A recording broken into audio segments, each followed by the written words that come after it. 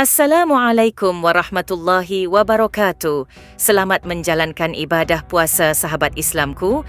Mari kita memahami makna dan muatan Al-Quran, panduan hidup yang abadi. Al-Quran sebagai kitab suci umat Islam merupakan sumber utama petunjuk dan pedoman bagi kehidupan mereka. Memahami makna dan muatan Al-Quran adalah suatu kewajiban bagi setiap Muslim karena hal itu membantu mereka menghayati ajaran-ajaran yang terkandung di dalamnya secara lebih mendalam. Panduan hidup yang abadi yang terdapat dalam Al-Quran mencakup berbagai aspek kehidupan, mulai dari ajaran moral dan etika, hukum-hukum yang mengatur hubungan antar individu dan masyarakat, hingga petunjuk dalam ibadah dan akhlak yang mulia. Memahami makna Al-Quran bukan hanya sekadar mengetahui terjemahan kata per kata, tetapi juga menafsirkan ayat-ayatnya dalam konteks yang lebih luas, termasuk memperhatikan konteks sejarah, budaya, dan lingkungan sosial pada saat wahyu turun. Muatan Al-Quran mencakup berbagai tema seperti keimanan, akhlak, sosial, ekonomi, politik, dan hukum. Oleh karena itu, memahami muatan Al-Quran membantu umat Islam mengambil pelajaran dan inspirasi dalam setiap aspek kehidupan mereka.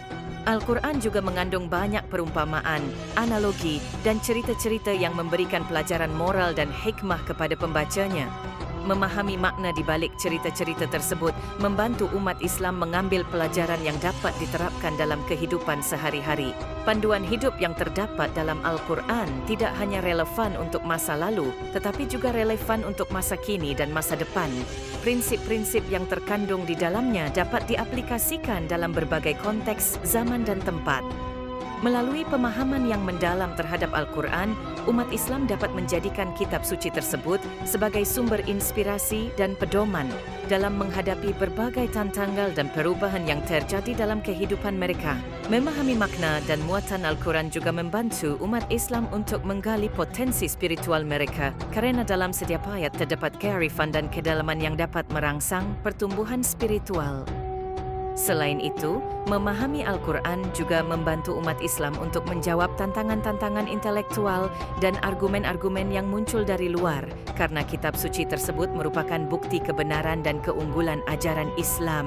Dengan memahami makna dan muatan Al-Quran secara mendalam, umat Islam dapat menjalani kehidupan yang lebih bermakna, penuh kesadaran, dan sesuai dengan ajaran Allah Subhanahu wa Ta'ala. Berikut ini adalah 5 hadis tentang keutamaan membaca Al-Quran. 1. Dari Abu Umamah, Rasulullah bersabda, "Bacalah Al-Quran karena sungguh dia akan datang pada hari kiamat sebagai pemberi syafaat bagi pembacanya." Muslim. 2. Dari Abdullah bin Mas'ud, Rasulullah bersabda, "Barang siapa membaca satu huruf dari Al-Quran, maka baginya satu kebaikan, dan satu kebaikan itu dilipat gandakan menjadi 10 kali lipat." Aku tidak mengatakan alif lam mim itu satu huruf, tetapi alif satu huruf, lam satu huruf, dan mim satu huruf. Tirmidzi. 3. Dari Abu Hurairah, Rasulullah bersabda, "Sebaik-baik di antara kamu adalah orang yang mempelajari Al-Quran dan mengajarkannya." Bukhari. 4. Dari Utsman bin Affan, Rasulullah bersabda, "Barang siapa membaca 10 ayat di malam hari, tidak tertulislah ia di antara orang-orang lalai." Tirmidzi. 5. Dari Aisyah, Rasulullah bersabda, "Barang siapa membaca satu huruf dari Al-Quran, maka baginya satu kebaikan, dan satu kebaikan itu dilipat gandakan menjadi 10 kali lipat." Aku tidak mengatakan alif lam mim itu satu huruf, tetapi alif satu huruf, lam satu huruf, dan mim satu huruf. Tirmidzi.